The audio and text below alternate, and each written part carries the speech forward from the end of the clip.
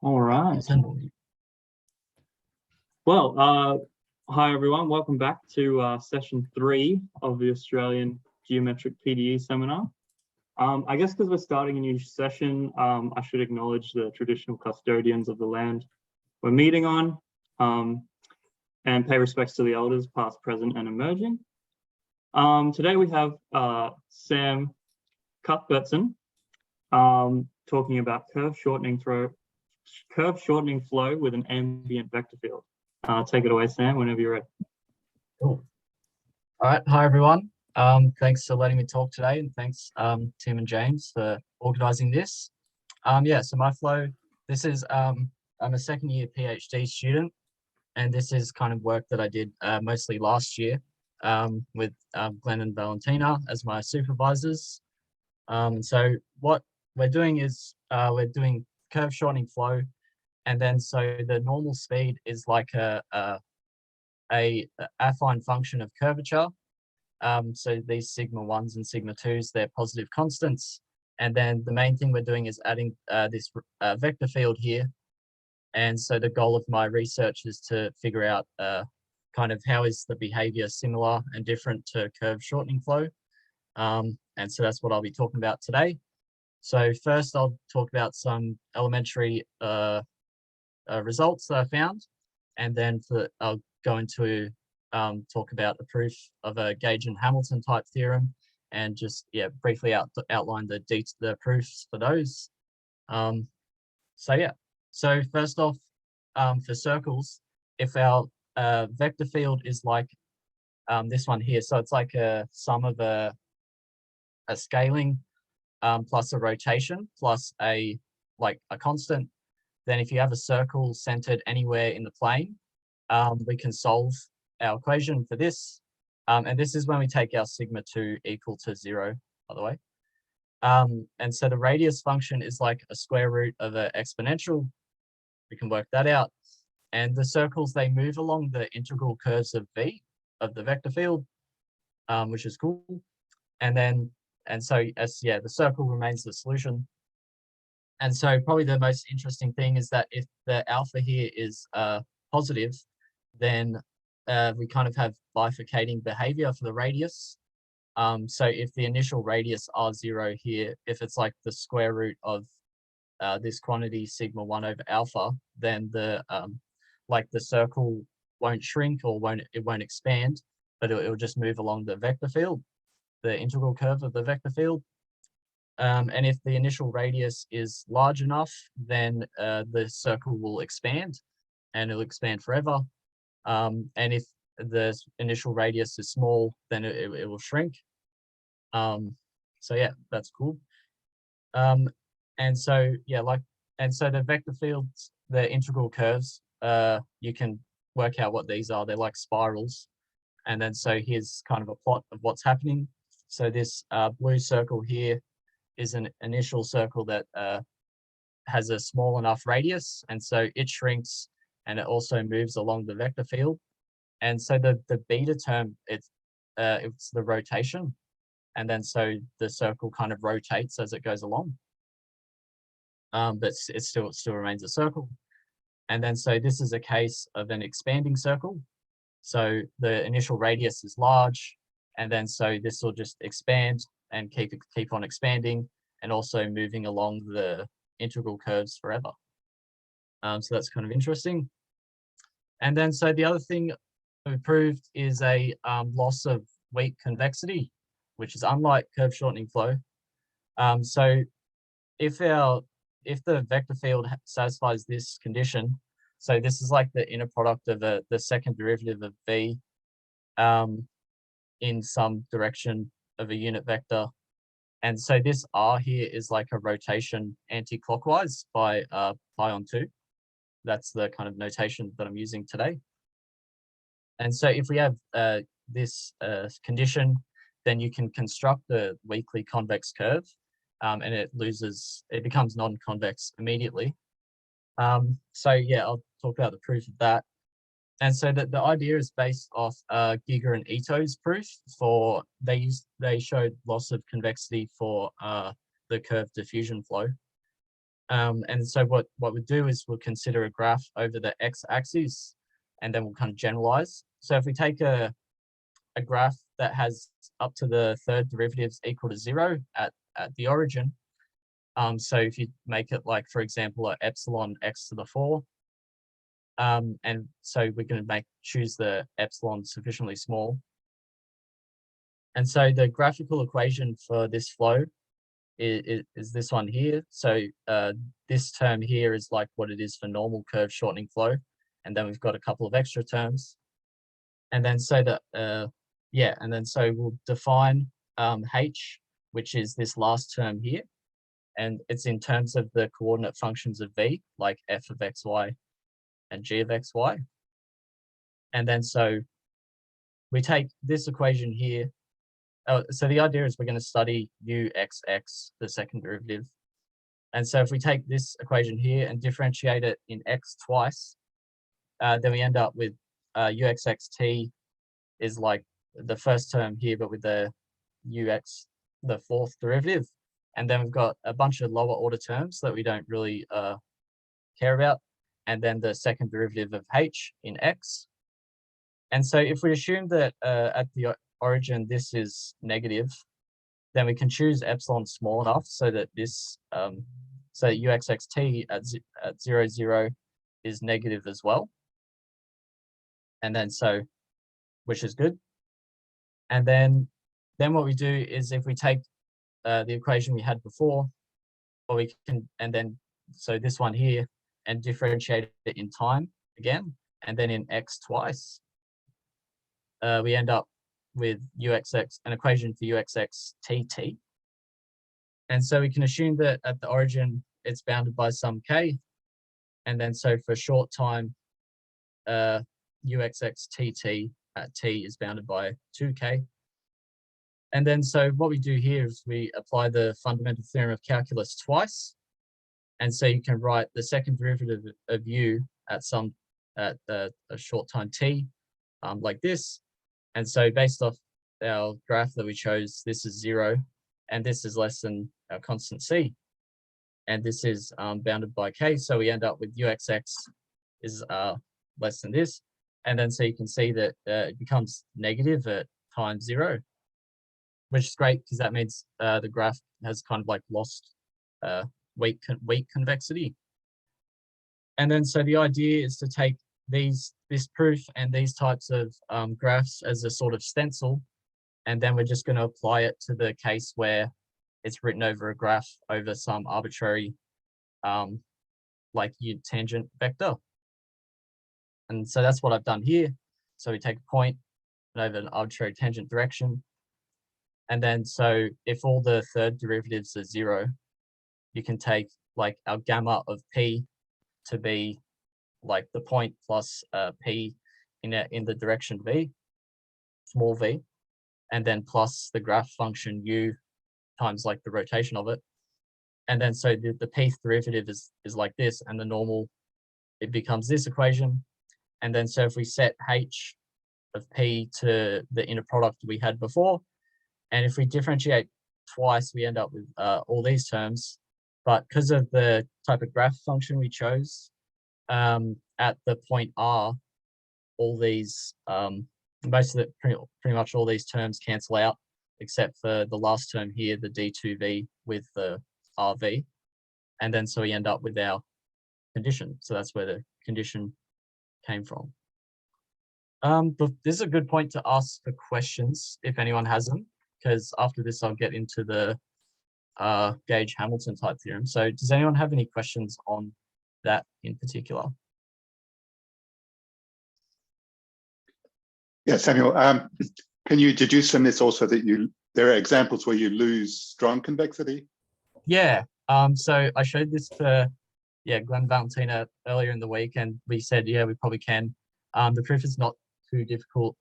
I worked it out how to do it for the case with sigma 2 equal to 0, because when the second sigma 2 is positive, then you have a more of an interplay between those constants as well. But yeah, you can do it. So you make it like epsilon x to the 4 plus a epsilon x squared. And the proof works in a similar way. And then you push the epsilon kind of small enough so that the quadratic estimate like this one, so you've got an extra constant here, and you push it small enough so that the quadratic estimate has a positive root that is before the graph, before it possibly loses the graph property and stuff, and before this estimate is no longer satisfied. Yeah. Thanks.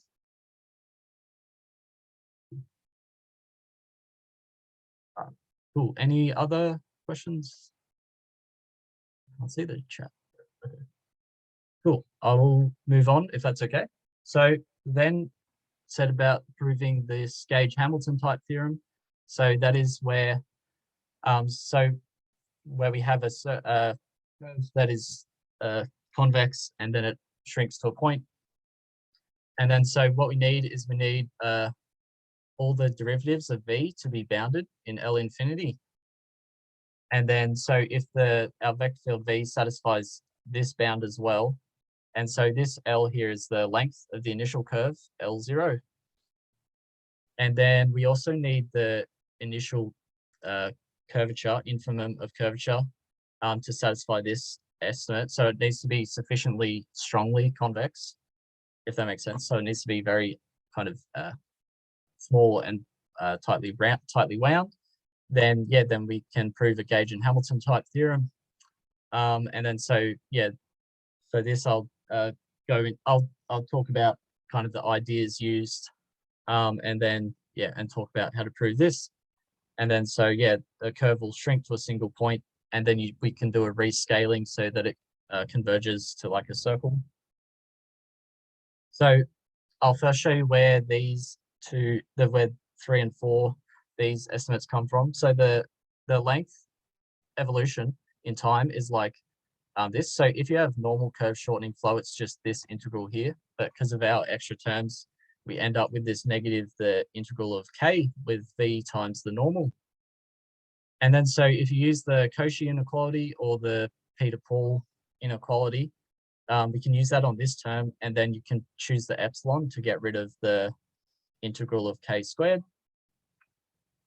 And then so we end up with a estimate like this. And then so after some rearranging, we can see that that's kind of where that condition on the v and the length came from. And then so that'll make the length be decreasing. And it's also the same for the area, the same estimate with the area evolution. And then so our curvature evolution is like this. So we've got a bunch of extra terms because of the vector field. And then so because it's bounded, we can say that it's greater than this quantity here. And then so if we choose the infimum of the initial curvature to be the quantity we had before, then we can apply the minimum principle on the curvature to show that the curvature will remain strongly convex. So that was where those two things came from. And then so then we can also prove that the all the higher derivative estimates. So if you have up to say the p-1th derivative of k bounded, and all the derivatives of v bounded, then you can bound the next derivative. And so that's not to prove that, you just use the maximum principle on the pth derivative of k, and we use it like it's inductively. So it satisfies this equation. And so this AP and GP here, they just depend on like our vector field V and its derivatives, which are all bounded. And then it also depends on the all the previous terms of K, which we're assuming to be bounded. And then so we can apply the maximum principle. You use like the X is e to the alpha T times the K, and then you choose like the alpha sufficiently negative to prove all those estimates. And then so from there, we're going to follow what Gage and Hamilton did, which is where we convert to the angle parameterization for convex curves, which we can do. And then we're going to prove a geometric estimate and then an estimate on the entropy. and then and you can use that to estimate the curvature. And then so if we define the median of curvature k star in this way, it's like the largest b such that like k of theta is greater than b on some interval of length pi. Then first, well, Gage and Hamilton showed that k star is less than L on A. And then we'll prove that a bound on k star implies that the integral of log k, I'll also refer to this as the entropy, is bounded. And then the entropy bounded implies that k max is bounded. So I'll talk about each of these proofs and how we kind of adapted it for our situation. Well, so the first one is the same. The proof is exactly the same. So it doesn't depend on the flow. So if we take k star greater than m, then the curve, it turns through an angle of pi, like in this picture here, and it remains inside a circle of radius 1 on m. And then so that means that the curve, and because it's convex, it's always going to remain in between these two parallel lines of width 2 on m. And then you can also, that means we can bound the rest of this curve, because it's still convex, inside a box of width length over 2. And then so that means that the area of our convex curve will be less than L over m. And then after some rearranging and take m up to k star, we can have that k star is less than L on A. So that's this proof. And then so next we want to estimate the entropy. So what we do is we take the time derivative, and it's like less than this. So we've got 3 different integrals here, and the idea is to make it in the integral of k. So on this first integral, you use Werdinger's inequality on like k minus k star, and then so you can bound that. And so this constant depends on k star. This integral is fine. We're just going to leave it like that. And then with this integral, you use like integration by parts to move the derivative onto the dv, onto this term here. And then, we can bound it in terms of the integral of k plus some other constant. I'll also mention here, I'm fairly liberal with the use of constants. So they, more times they, so you might see a C1 later in the talk and it will be different to this one. But I'll tell you when they're the same. And so, we have it's less than the integral of k. And then so we plug in the evolution of length into here so that we have the time derivative of log is less than like the time derivative of length plus all these other bounded terms. And then we just integrate to get like an entropy estimate. And then so once we have this, we're going to use some useful lemmas. The first one that Gage and Hamilton did, which is if the integral of log k is bounded, then for any delta, you can find a c such that the k is less than c, except on intervals of length less than delta. And so if the proof is pretty simple, you just assume that k is greater than c on some interval less length than delta, then you can write the integral of log k greater than this. And then and this is bounded on this side. And then so if you take c large enough, you come up with a contradiction, which is good. And then we also need to use an estimate here, which is the integral of k squared d theta. And there's no major tricks used here. We just calculate the time derivative and then use like integration by parts and the Cauchy inequality to get a bunch of constants to estimate it. And then so from here we can, to prove that the entropy bound implies that k max is bounded. So you assume that k is less than c, except on some interval of length less than delta. And then so for a phi in here, we have k by the fundamental theorem of calculus. K of phi is just k of a plus this integral here. And so k of a is less than or equal to c. And then we use the Holder inequality on this integral here. And then so we'll substitute in the estimate for the integral of k squared that we had before to get like this square root, big square root, and a square root of delta. And then we set k equal to k max. And then we end up with the inequality like this. And then you can rearrange and take delta small enough to get our estimate. Cool. And then so once we have all those, then we have that our strictly convex curves shrink to a point. Use a pretty standard argument. We assume that if the area is bounded below as t goes to t, some maximal time t, then that means that our k star is bounded. And then that means that the entropy is now bounded, and then so is k max, and then so is all the other derivatives. And so because all the other derivatives of curvature are bounded, we can extend past this this maximal time, reaching our contradiction, and then so it's got to shrink to a point, which is cool. And then so once we have the shrink to a point, we want to study the singularity and show that it's like circular.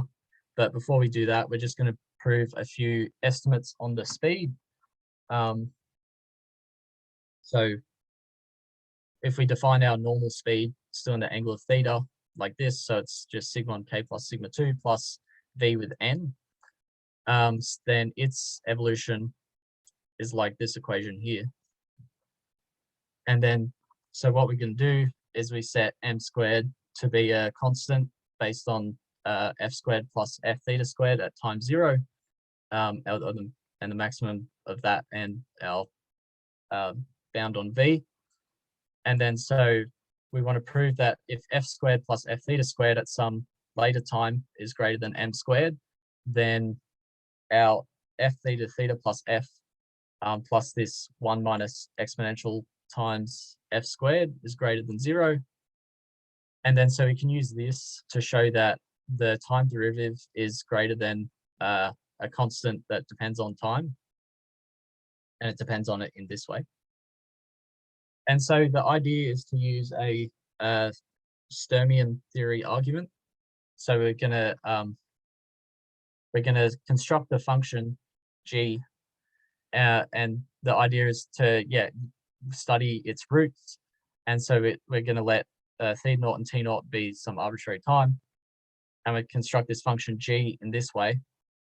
And so this b here, it's the square root of f squared plus f theta squared at theta naught t naught, and that's assumed to be greater than m.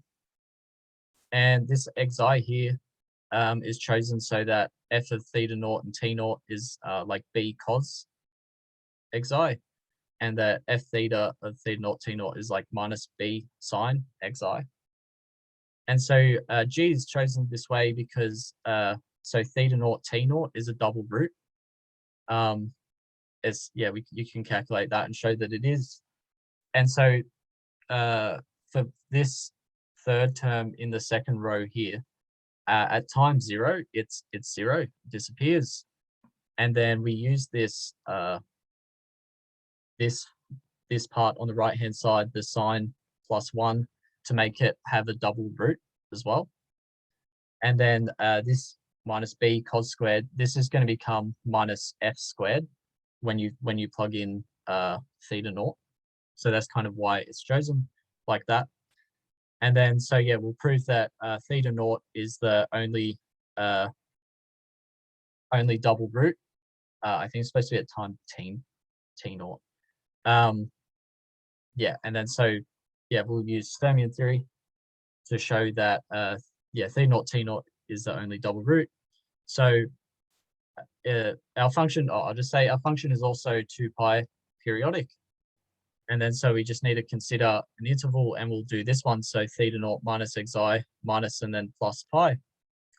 And then so and so initially we'll study the function g, and so at the midpoint it's less than 0 based on the way we've chosen everything. And then on the endpoints, g is greater than 0.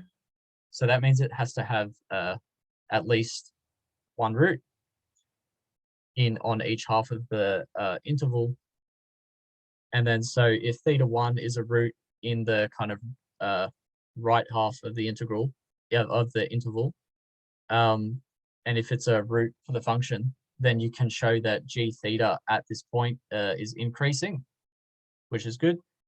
And then and you can also show that on the other half of the interval, so if this was like a minus pi, you can show that it's decreasing at that root.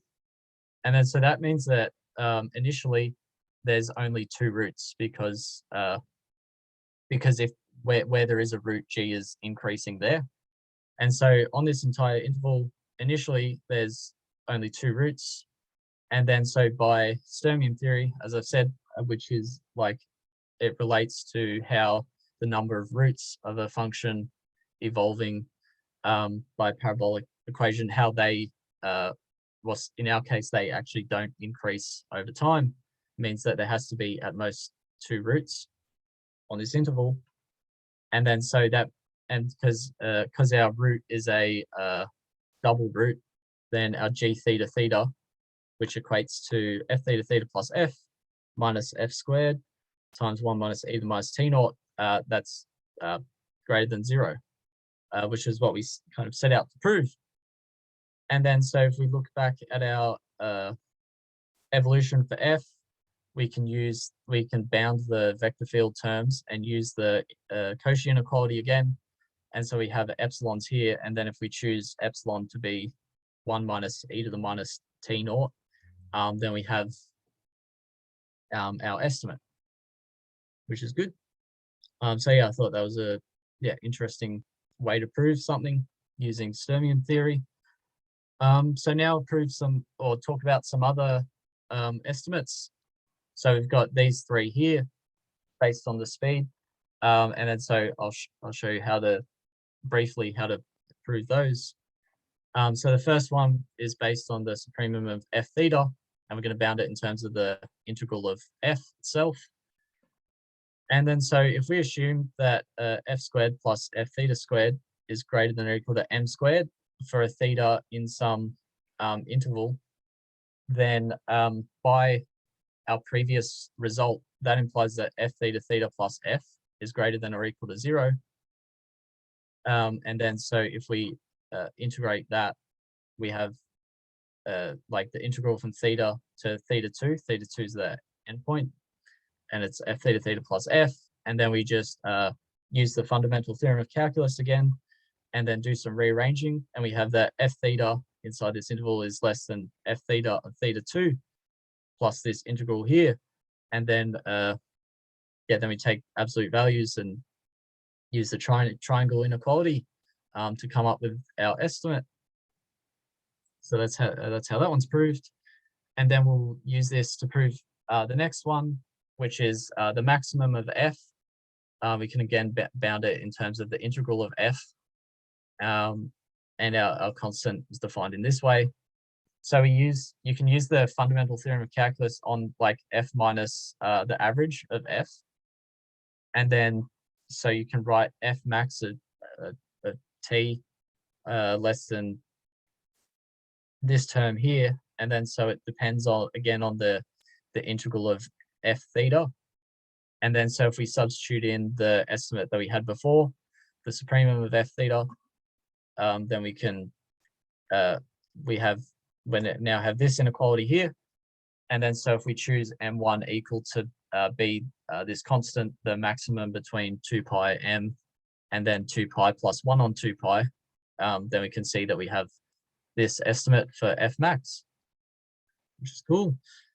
And then so the last one relates to the maximum of f when theta is like close enough to the optimizer.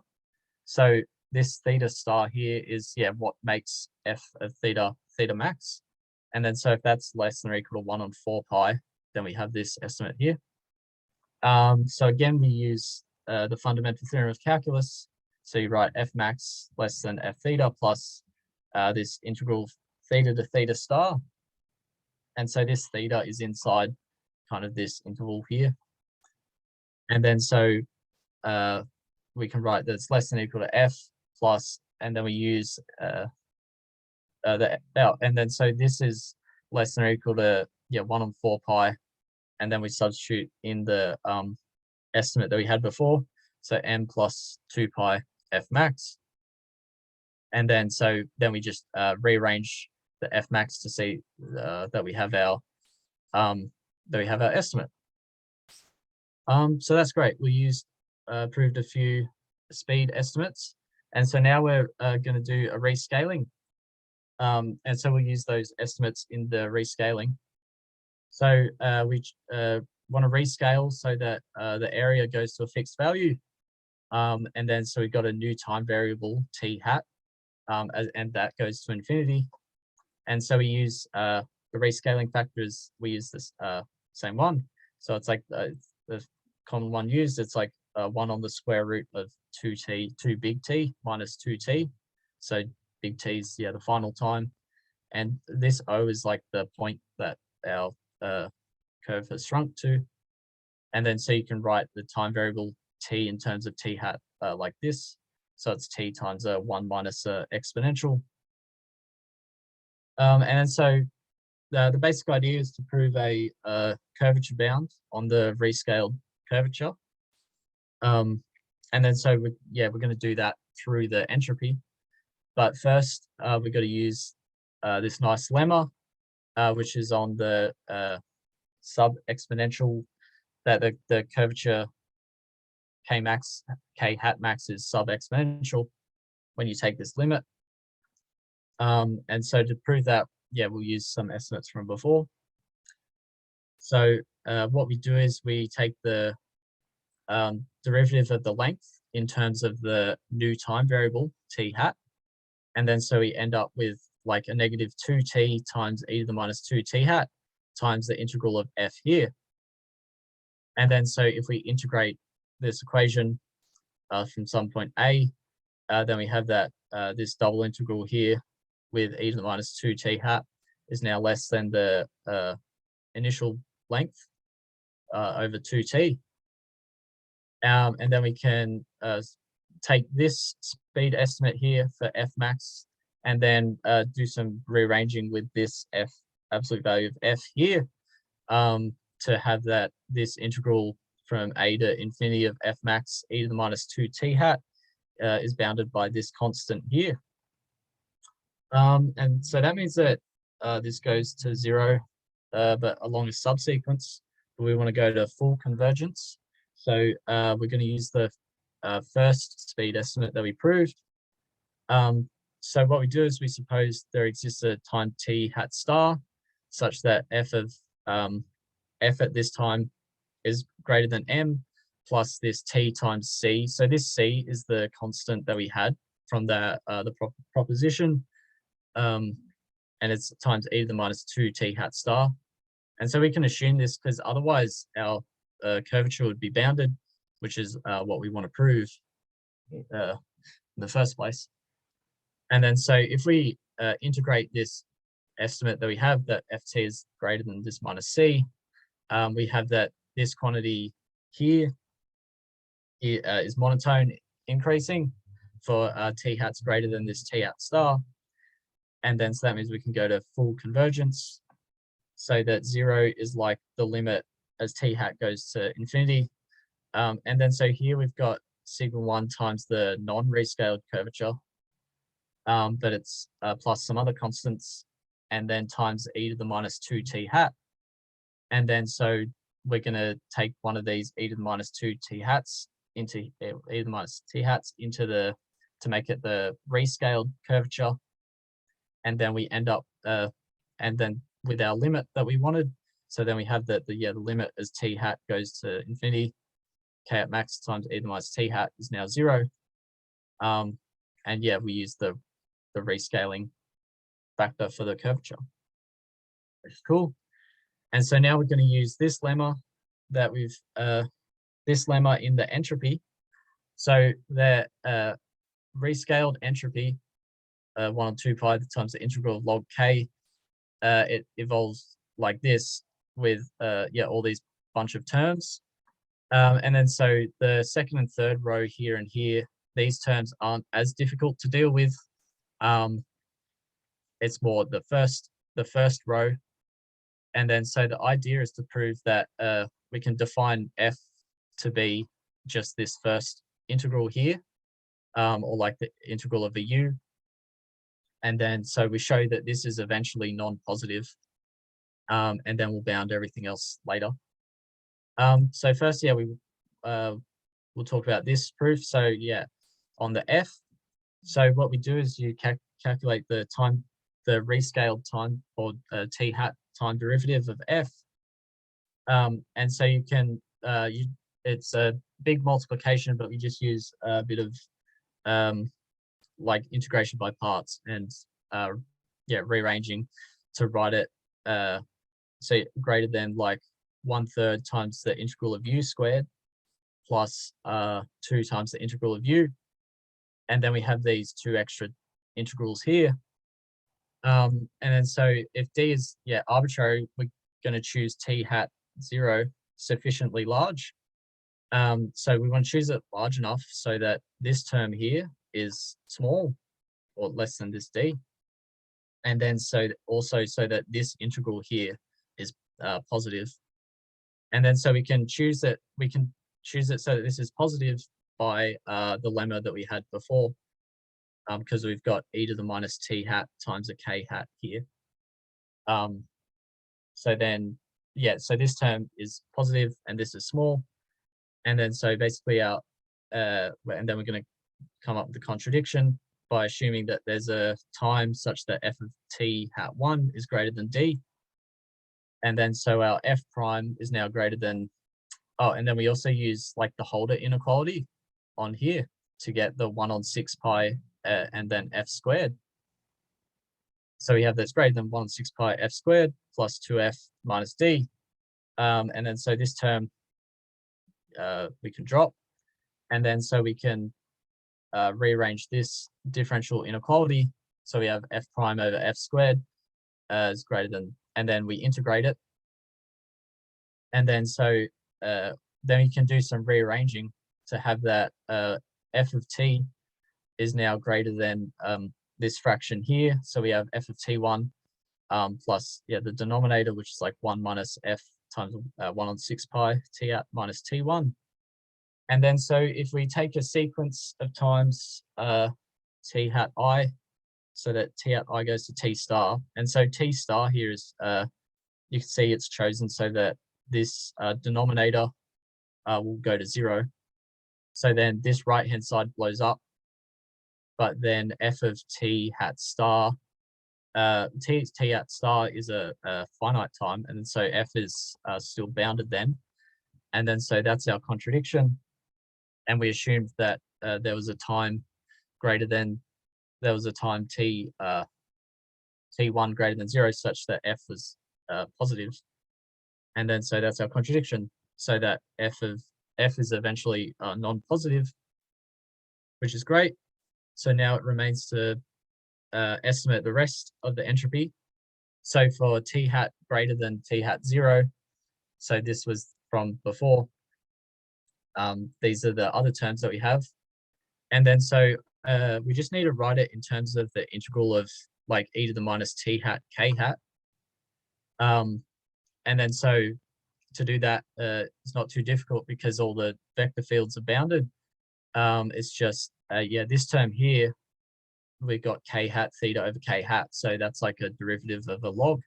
And then so we use integration by parts on that term here. And then so we can, yeah, and then we can estimate that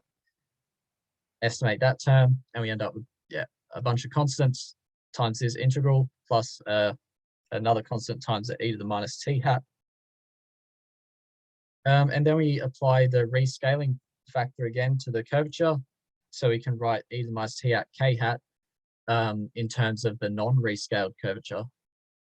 And so it looks like this. And then so in this integral, or once we integrate this inequality,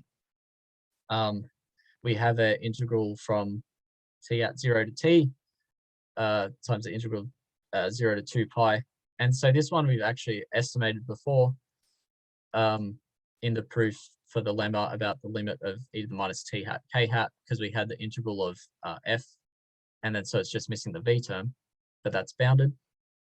And then so that gives us that our entropy, that gives us our estimate on the entropy, which is good.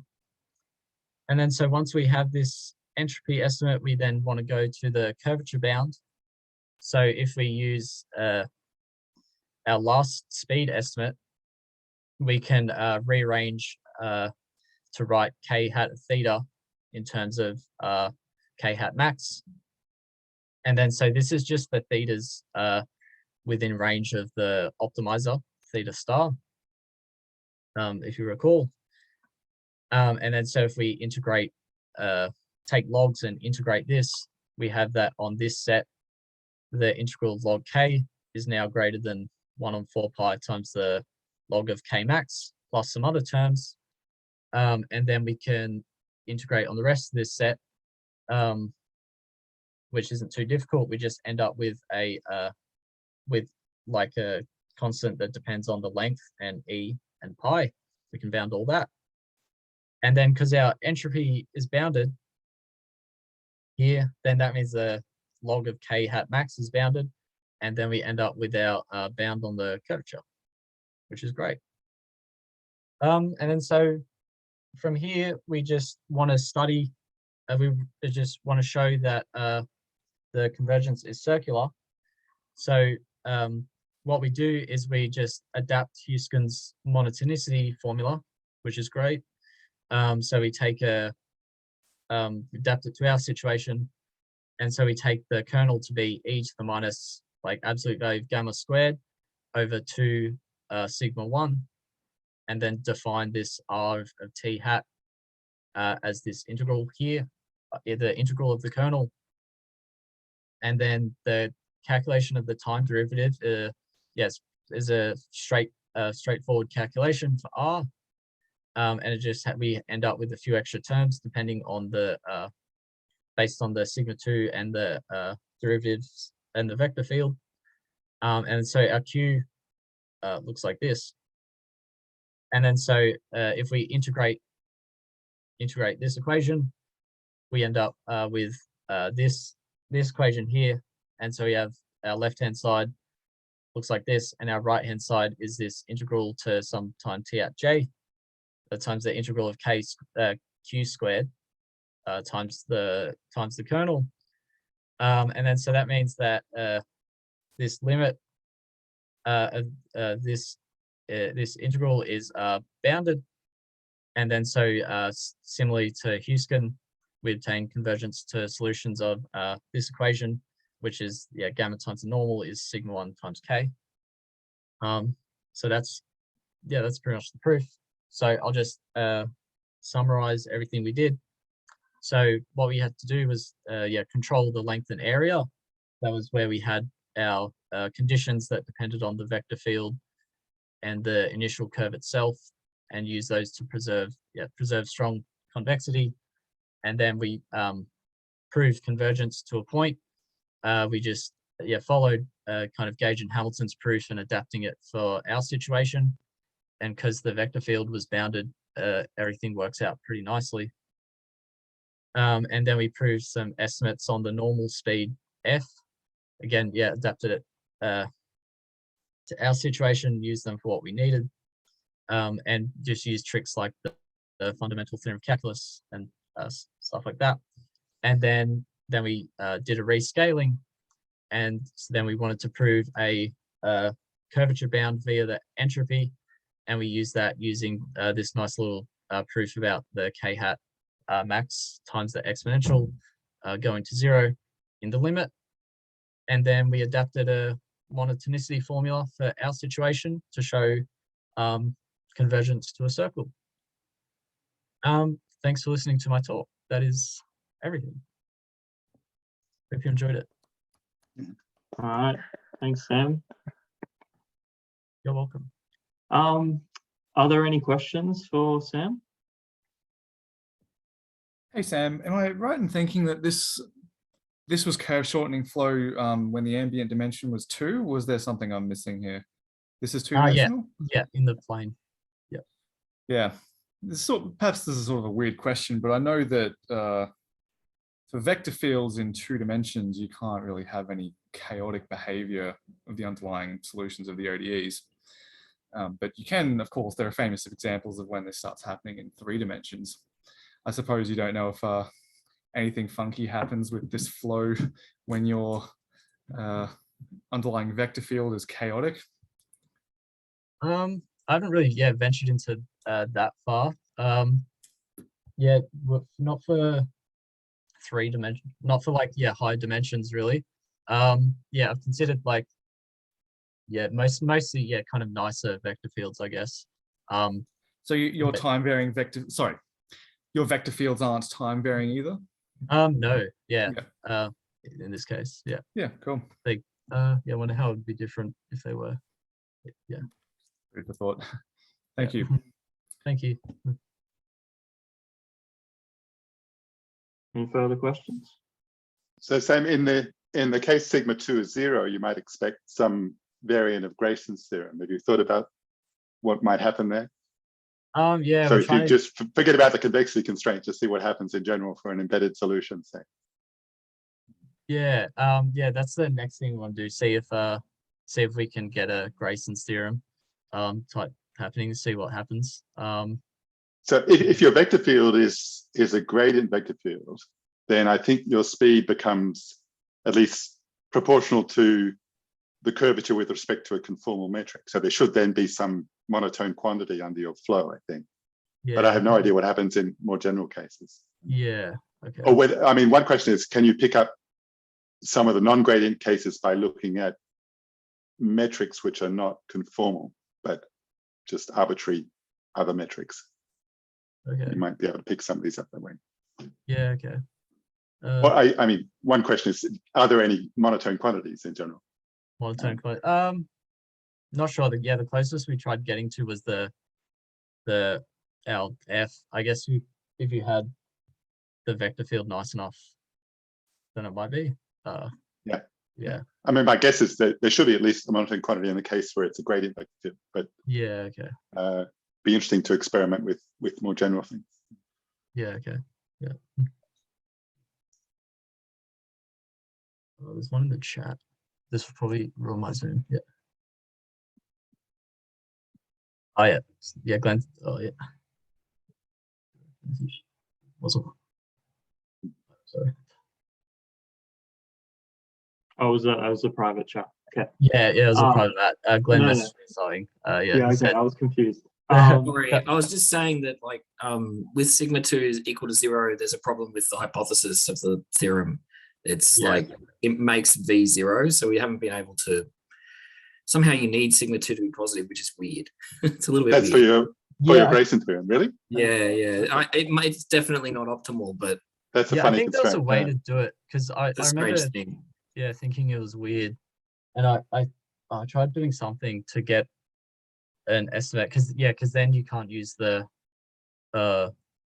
like the quotient inequality, but I think there was a way. I did something and I got it like working, but it wasn't like V and L. I don't know, but yeah. Might need more assumptions on derivatives of V or something. Yeah. If sigma 2 is 0, we didn't really think about it. Yeah. But if you don't have sigma 2 is 0, then you don't expect to preserve embeddedness, I guess. Is that right? You should be able to always cook up examples where. Yeah. Preserving embeddedness is another good thing to think about, but I think that even in the case that we've got here, you don't have preserved embeddedness. I was going to ask a question like that. Can you cook up an example that doesn't converge to a point? Maybe it converges, choosing a vector field that's funky enough. That like converges but not to a point. Yeah. So like gets squished to like a line maybe. Yeah. I don't know. I think if you start with an arbitrary embedded closed curve, you can cook up a vector field where it would equal the curvature and be stationary, right? Yeah, of course. you can always do that. But yeah, I guess the vector field would have to be pretty misbehaved because like I can draw, but like the idea is that I thought of was that like I'll just draw here. If you have something like this, And then if you want it to kind of squish, then the vector field will need to point strongly this way, and then also that way on here, I guess. And then so it kind of have to be pretty misbehaved, I guess. That's Yeah, my I idea. don't think the vector field can affect the proof that embeddedness is preserved, because it's the No, same. it If you have a can't. minimum of distance going to 0, then the vector field's the same at That's right. Yeah. points. Yeah. Oh, so you think embeddedness is preserved for all I don't of know them? how the But only C2 equals 0 though, right? Oh, yeah, okay. Sigma 2 equals 0. Sure. Yeah. Right. Yeah. Yeah, because we couldn't get like lengths and stuff working for sigma 2 equals 0, so we always had sigma 2 not equal to 0. Yeah. Okay. But it should work for without it. All right. If there's no more questions, we'll thank the speaker again. Thank you. It was great. Yeah, thank you. There's kind of the first talk I've done to, I guess, experts in the field. I've done talks to like first year reviews and stuff like that, but not where everyone kind of knows what I'm doing, exactly what I'm doing. So it's cool. Good job. Yeah. Good Great job. to have you. Nice. Yeah. I'll stop recording now then.